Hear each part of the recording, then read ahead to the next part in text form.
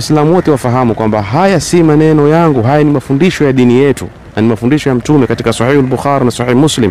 Mtume sallallahu alaihi wasallam asema, man kharaja muhajiran fi sabilillah, anayetoka kugura kwa njia ya Mwenyezi Mungu Subhanahu, kwa ajili ya Mwenyezi Mungu Subhanahu wa Ta'ala, thumma adrakathu al-maut, kisha akafikwa na kifo, faqad waqa'a ajruhu ala Allah, malipo yake huyo mtu tayari ameshathubutu mbele ya Mwenyezi Mungu. Wanachuoni watueleza kwamba waqa'a ajruhu ala Allah, kwa maana ashapata thawabu zake. Hivyo mama yetu nia yake ni kwenda haji, na dalili ya kuwa nia yake ni kwenda haji kwa sababu alikuwa shajitayarisha, tikiti imeshakatwa, visa ashapata, tarehe tayari. Assalamu alaykum wa rahmatullahi wa barakatuh. Bismillah, alhamdulillah, salatu wassalamu ala rasulillah. Wallahi hapa tuko mazishini na tumekuja kumshindikiza na kumzika mama yetu ambaye ni mamake mke wake Sheikh Yusuf.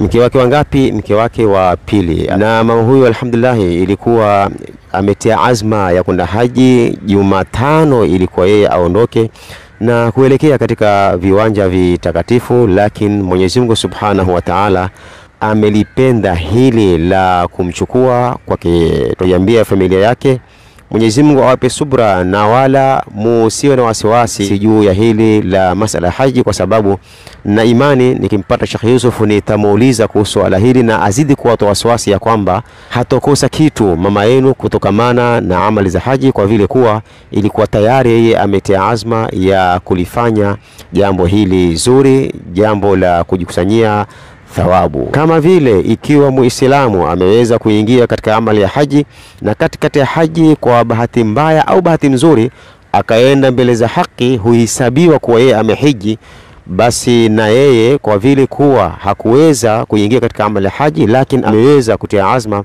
basi hatokosa angalau thawabu za alhaji. Na hili la kuwa katikati ya haji ikiwa umeenda mbele za haki, Mwenyezi Mungu anakuhesabu kuwa umehiji, lilipatikana katika zama za bwana Mtume Muhammad sallallahu alaihi wasallam.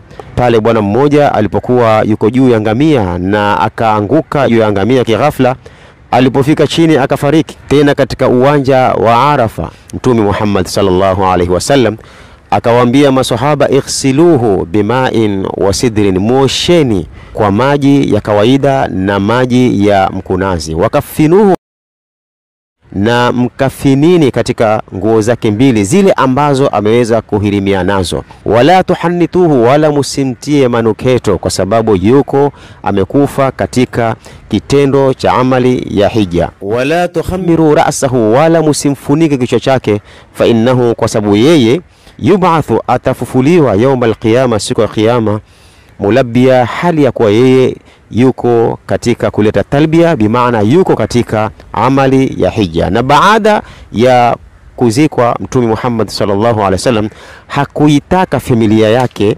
imlipie haji kama ile, kuonesha kwamba tayari alihisabiwa kuwa yeye ashahiji, kwa vile kuwa aliweza kuingia katika amali kama ile ya haji na akaweza kufariki akiwa ndani ya amali ya hija. Huyu kwa upande wake tunajua kwa alhamdulillah huwa yeye ahisabiwa yuko ndani ya hija. Lakini na huyu ambaye ametuondokea leo, mama yetu huyu ambaye tumekuja kumzika, tuna imani ikiwa hakulipata hili lakini thawabu hatozikosa. Lakini haya inshallah tukimpata Sheikh Yusuf, kwa vile kwa hivi sasa anashughulika pale, hata namtafuta Simoni, tukimpata tutamuulizia na ataweza kuwatoa wasiwasi juu ya hili. Kwa hivyo tuendelea kuiambia familia kuweni na subra, na pia hili la mama yetu kuikosa haji msihuzunike sana juu ya hili, kwa sababu tuna imani kuwa ameweza kujikusanyia thawabu zile zile ambazo kwamba ilikuwa azipate lau kama hakwenda mbele za haki na akawa ameweza kuwahi kwenda kuitekeleza amali ya hija. Kwa hivyo inshallah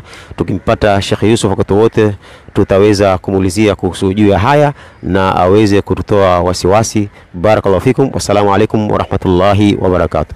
Naam Sheikh Yusuf, baadhi ya watu hususan familia wana wasiwasi kwa mama yetu labda hatopata fadhila za haji, na mashallah ilikuwa yeye ametia azma Jumatano aondoke kwenda haji, labda nataka watoe wasiwasi.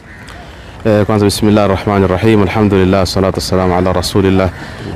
Jambo muhimu watu watakawafahamu kwamba kifo hakipo kwenye mkono wa mtu yote. Wama kana li nafsin an tamuta illa biidhnillahi kitaban muajjala. Hakuna nafsi inaondoka duniani ila kwa wakati maalum ambao Mwenyezi Mungu alikuwa tayari ameshamwandikia. Jambo la pili ni kuwa mwanadamu hajui kesho atafanya nini. Wama tadri nafsun madha taksibu ghada wama tadri nafsun bi ayi ardhin tamut. Nafsi haijui kesho itafanya nini, na nafsi pili haijui itazikwa wapi. Mpaka hapa nafikiri tutakuwa kidogo tumefahamu. Isipokuwa katika rehema za Mwenyezi Mungu Subhanahu wa Ta'ala kwa waumini ni kuwa Mwenyezi Mungu malipo yake kwa waja wake hayategemei kitendo peke yake, huangaliwa nia zaidi. Innamal a'malu binniyat. Hususan kwa huyu aliyefariki, tendo ambalo lilikuwa lifanywe na mtu kisha afe, Mungu anaangalia nia yake. Afadhali yule aliyefanya kile kitendo, kutaangaliwa nia, kutaangaliwa na aina au jinsi ya kile kitendo alivyokitenda. Mpaka hapo umenielewa? Na nataka Waislamu wote wafahamu kwamba haya si maneno yangu, haya ni mafundisho ya dini yetu, na ni mafundisho ya Mtume katika Sahih al-Bukhari na Sahih Muslim. Mtume sallallahu alaihi wasallam asema, man kharaja muhajiran fi sabilillah, anayetoka kugura kwa njia ya Mwenyezi Mungu Subhanahu, kwa ajili ya Mwenyezi Mungu Subhanahu wa Ta'ala, thumma adrakathu al-maut, kisha akafikwa na kifo, faqad waqa'a ajruhu ala Allah, malipo yake huyo mtu tayari ameshathubutu mbele ya Mwenyezi Mungu. Wanachuoni watueleza kwamba waqa'a ajruhu ala Allah, kwa maana shapata thawabu zake. Hivyo mama yetu nia yake ni kwenda haji, na dalili ya kuwa nia yake ni kwenda haji kwa sababu alikuwa shajitayarisha, tiketi imeshakatwa, visa shapata, tarehe tayari, lakini Mwenyezi Mungu Subhanahu wa Ta'ala hakumjalia. Na hii ni rehema kwamba Mwenyezi Mungu amemwepushia ile tabu. Manake jihad kwa wanawake, haji imeitwa ni jihad kwa wanawake. Sasa Mwenyezi Mungu kwa rehema zake amemwepushia asipate ile tabu ya kutufu, ya kufanya sa'i, ya kwenda Mina, ya kwenda Arafa, lakini wakati huo huo amemlipa malipo vile vile kwa sababu ya nia yake. Mpaka hapa tumefahamu. Kisha jambo lingine ni kwamba uwajibu je wa hija kwake umeanguka? Yani si wajibu tena? La, watoto wake watamhijia kwa niaba, kwa sababu hii ni sheria. Lakini kwa upande wa malipo, waqa'a ajruhu ala Allah, malipo yake tayari yako mbele Mwenyezi Mungu Subhanahu wa Ta'ala. Na haya utapata kwenye mafunzo mengi ya Mtume sallallahu alaihi wasallam, anaeleza kuhusu jambo kama hili. Kwa hivyo tutasema Mwenyezi Mungu alikuwa ameshapanga mambo yake, na wale waliobaki walikuwa washapeleka tarehe mbele, wataondoka inshallah Jumatano biidhnillah Ta'ala, ama kama pia wataahirisha zaidi, manake muda bado upo. Kwa hivyo hii inaonyesha umuhimu wa mtu kuweka nia katika mambo mazuri, ni muhimu sana. Bila shaka nia ni muhimu sana. Innamal a'malu, manake nia ndio msingi wa kila amal, na Mwenyezi Mungu yuangalia nia zenu, nyoyo zenu, na yale mnaonuilia kwa malengo gani. Kwa hivyo Mwenyezi Mungu Subhanahu wa Ta'ala anapanga mipangilio yake, mwanadamu ni kuridhika tu kwa kile alichompangia Allah Subhanahu wa Ta'ala. Kisha pia aya Mwenyezi Mungu asema, wama tadri nafsun bi ayi ardhin tamut, haijui ni ardhi gani. Kama ilikuwa ni vipimo vyetu sisi wanadamu, mama ilikuwa leo afilie Maka kwa sababu safari yake ilikuwa ni jana. Lakini kwa kuwa mwanadamu hajui atakufa ardhi gani na mchanga wake ni hapa, hakwenda jana, amebaki ili afe hapa ili azikwe hapa. Yote hii ni ibra kwetu sisi wanadamu kuambiwa hii maut haiko mikononi mwetu. Kila wakati mwanadamu anatakiwa ajiandae, anytime unaweza kwenda mbele ya Allah Subhanahu wa Ta'ala. Naam. Basi shukran, barakallahu fik. Na umeshughulika sana, naona afadhali nikuachilie kupumzika kidogo, kuhudhuria pia mazishi. Barakallahu fik, jazakumullahu khair kadhalik. Na basi ndugu zangu watazamaji wetu wapendwa, kama mlivyomsikia Sheikh Yusuf, nafikiri ametutoa wasiwasi juu ya jambo hili. Kwa hivyo yoyote ambaye kabla ya kufika haji akawa hakufika na ametokewa na jambo kama hili, basi tumuombeeni Mungu Mwenyezi Mungu amweke mahali pema kwenye wema. Lakini kwa upande wa thawabu hakuna wasiwasi, thawabu atapata vile vile kama alivyonuilia. Na kwa wale ambao wamebahatika kwenda haji na wakapikana na kifo kule, basi wale wanaandikiwa haswa kwa wamehiji kama tulivyoelezea hapo awali. Na pia tumepata hapo jambo moja muhimu sana kuhusu masala ya nia. Nia ina nguvu sana, ina power. Nia inaweza kumfanya mtu asifanye jambo zuri lakini akalipo thawabu kwa sababu ya nia yake. Inna bil madinati la rijalan ma sirtum masiran wala qata'tum wadiyan illa sharakukum fil ajri. Mtume siku moja aliwaambia masahaba, inna bil madinati la rijalan, Madina kuna wanaume wa sawa sawa, na hapo wanakwenda vitani. Masahaba washangaa, ni wanaume gani hao wamekaa majumbani mwao huko, sisi tunaenda kwenye vita, sisi ndio wanaume. Mtume akamwambia, ma sirtum masiran wala qata'tum wadiyan illa sharakukum fil ajri. Hamutembei, awaambia maswahaba, hamutembei mwendo wote wala hamukati masafa yote ila wao washirikiana nanyi katika thawabu. Wakazidi kustajabu maswahaba, kivipi sisi mujahidun alafu kuna watu yani washirikiani na sisi katika thawabu sawa sawa na wao wamekaa nyumbani? Mtume akamwambia habasahumul udhur, wao wamefungwa na udhuru, wana nia ya kuja lakini wagonjwa, wana nia ya kuja lakini kuna udhuru umewabana, hawezi.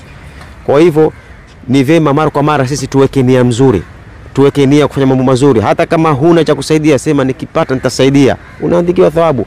Nikipata nafasi usiku, nikienuka taswali tahajjud, hata kama hukuamka, ukiwa umeka nia ya kisawa sawa na hukuweza kuamka, waandikiwa thawabu za kuamka kuswali tahajjud.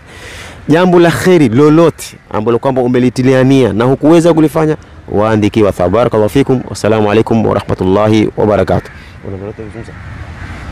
Na hapa kama mnavyoona tuko na kijana wetu ambaye anafanya jambo kubwa na ana hamu ya jambo kubwa, kwa sababu tunajua umuhimu wa kumswalia Mtume, na yeye anafanya kampeni ya watu kumswalia Mtume kiasi kwamba mpaka amefungua application ya kuweza kuwakusanya watu ili watu kama wale wahimizane juu ya kumswalia Mtume kila siku. Labda uelezee zaidi, nipe mimi kushikia sasa.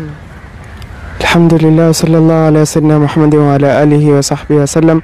Kama ulivyoeleza, kwa lengo haswa ni kumswalia Mtume sallallahu alaihi wasallam, kuongeza mahaba yake iwe amejaa Mtume sallallahu alaihi wasallam katika mioyo yetu.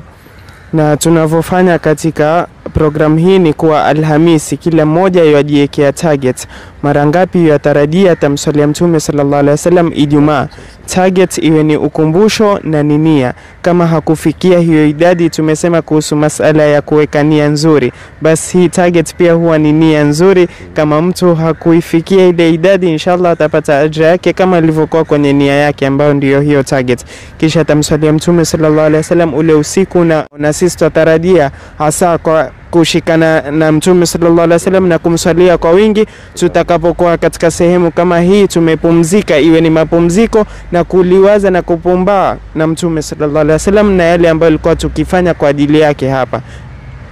Alhamdulillahi rabbil alamin. Basi ndugu zangu watazamaji wapendwa, kama alivyotangulia kusema ndugu yetu ya kwamba hapa tuko katika uwanja ambao kwamba chini ni binadamu ambao kwamba wamezikwa hapa, tena ni Waislamu. Hapa hakuna kitu kinachowafaa huko chini isipokuwa ni amali zao. Mama yetu huyu ambaye hivi sasa tumemstiri, basi kama mnavyoona watu washaondoka wote, wamemwacha peke yake. Sasa pale ni amali zake, na amali ndo hizo kama tunavyoambiwa. Hili jambo la kumswalia Mtume ni jambo ambalo kwamba pia la kumfanya mtu ajikusanye thawabu chungu mzima. Na amali zote dhikru, tasbih, tahlil, sadaka, kuswali swala za sunna na za faradhi, somu za sunna na za faradhi, mambo yote mazuri hayo ndio yatakutufaa sisi wakati tutakapo kulazwa mwanandani.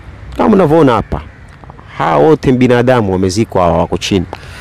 Hakuna kinachowafaa hapo chini isipokuwa ni amali zao. Barakallahu fikum, wassalamu alaikum wa rahmatullahi wa barakatuh. Mwenyezi Mungu tujalie tufanye amali zinazomridhi Mwenyezi Mungu kwa wingi. Hiyo ni sababu ya kesho amali hizo kutungarishia kwa taufiki ya Mwenyezi Mungu, atungarishie makaburi yetu, na tukifuliwa tufufuliwe tukienda kuona na Mwenyezi Mungu hali ya kuwa yuko radhi na sisi, na mwisho atuingize katika jannatul firdausil aala. Wassalamu alaikum wa rahmatullahi wa barakatuh. To get more videos of Abu Shuraim, don't forget to subscribe, like and share. May Allah guide and bless the person who shares the videos.